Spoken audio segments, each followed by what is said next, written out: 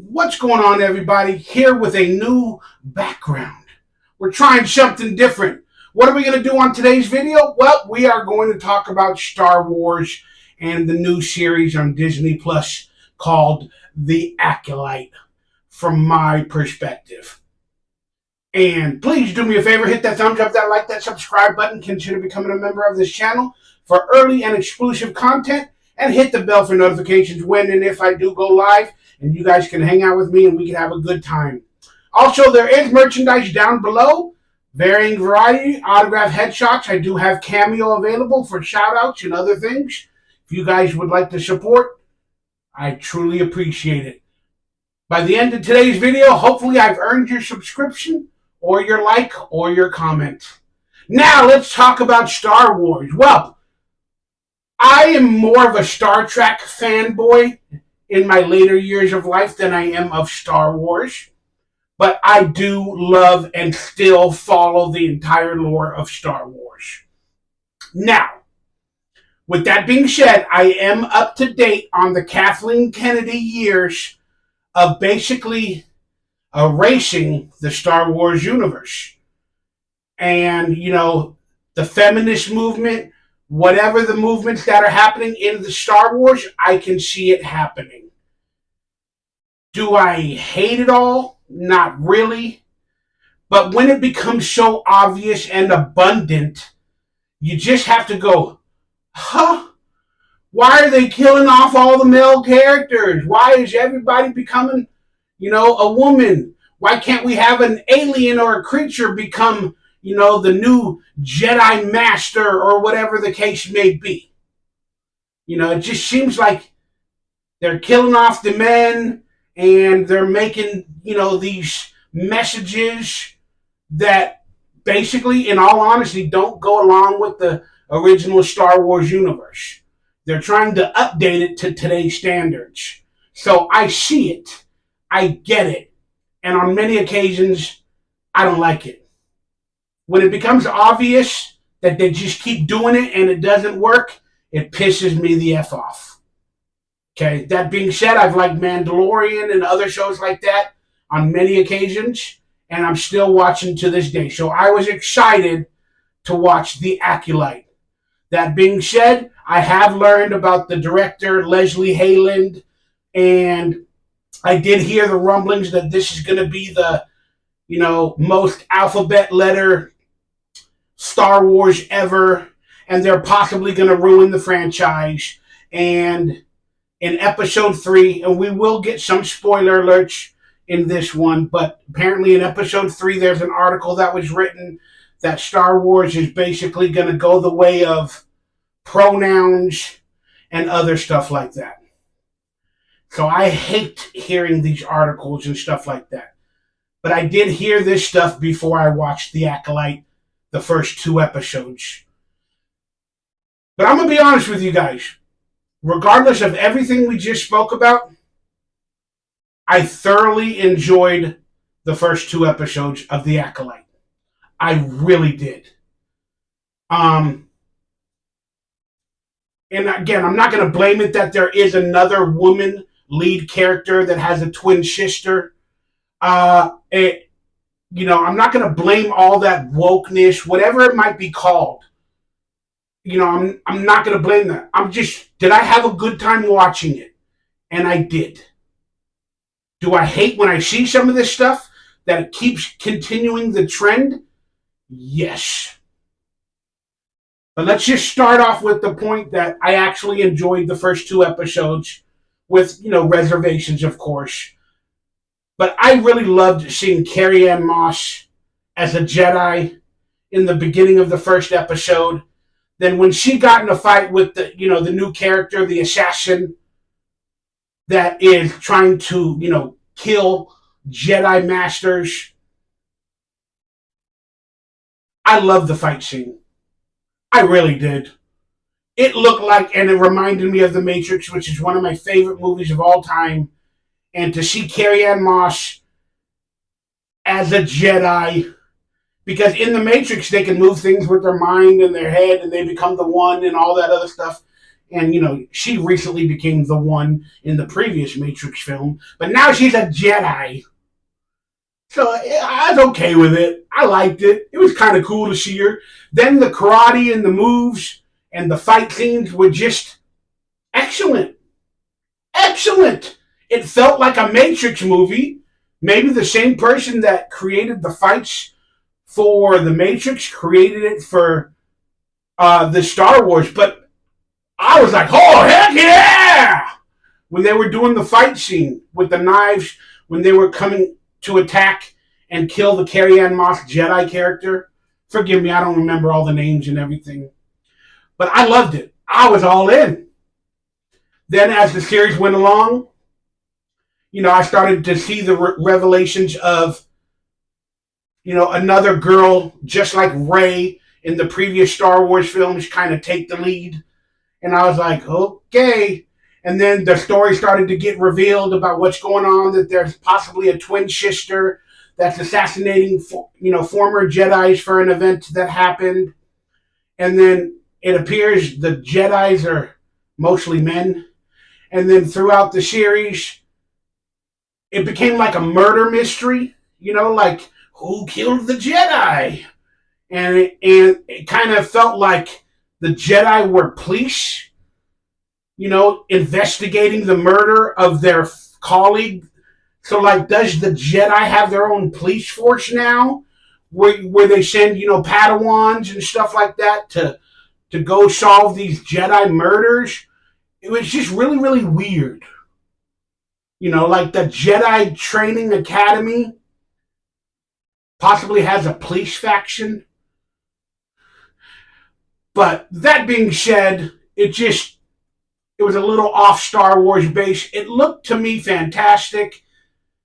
Again, I enjoyed what I saw in the first episodes. Then the Asian actor from Squid Games was in it, and he's a Jedi, and I love that dude. I gotta be honest, his acting is fantastic. That guy displays emotions with saying few little words, and you love to watch this man. I love this guy. So that's why I was thoroughly enjoyed, and I was having a really, really good time with the first couple episodes. I really was. And then somewhere along the lines, and spoiler alert throughout this entire video, apparently there's going to be I'll give that in a minute. So then the second Jedi that this Maya sister went to kill, this was interesting to me. It didn't make any sense. There was a Jedi that created a force field around him, like in a temple on a planet, and he hasn't come out of that force field, like he's asleep in a daze or a trance, like a yoga, for like 10 years or something. And then, the assassin Maya character, can't beat the force field to do that, to attack him, to kill him. And it was just a little weird. And then there were scenes where the Maya character was talking to this Jedi under the force field, and she brought him a drug to basically tell him to kill himself. And she's like, you want to do it. Forget your pain. You can make amends for everything you've done as a Jedi. Wake up and take this. I'll allow you to make amends for what you've done. Okay? He wakes up and he takes it. A Jedi literally KIL'd himself. Huh? For what he's done? So we got Jedi police academies, checking out murders and crimes. Now we got Jedis that are in hiding that want to basically remove themselves from everything instead of trying to get better.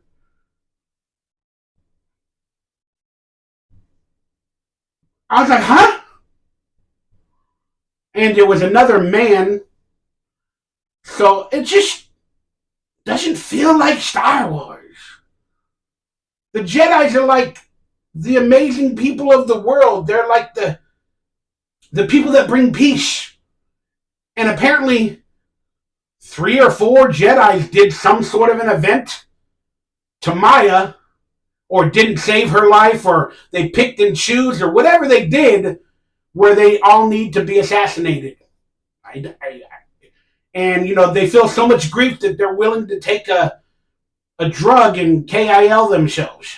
So, I mean, I'm looking forward to finding out what the actual situation was. But in a weird way, they're trying to make the Jedi look like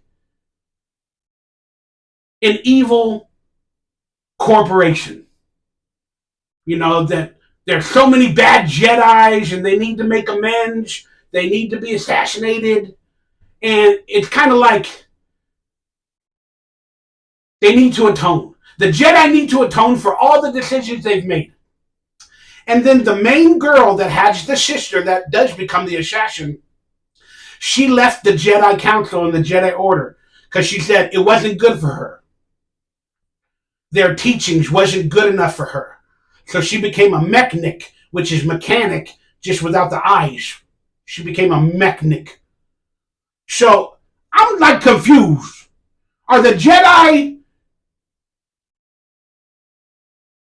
the white power people? Like, are they that? Like the whole world right now is against the white system, the oppressive white system. When did the Jedi become the oppressive system of the galaxy?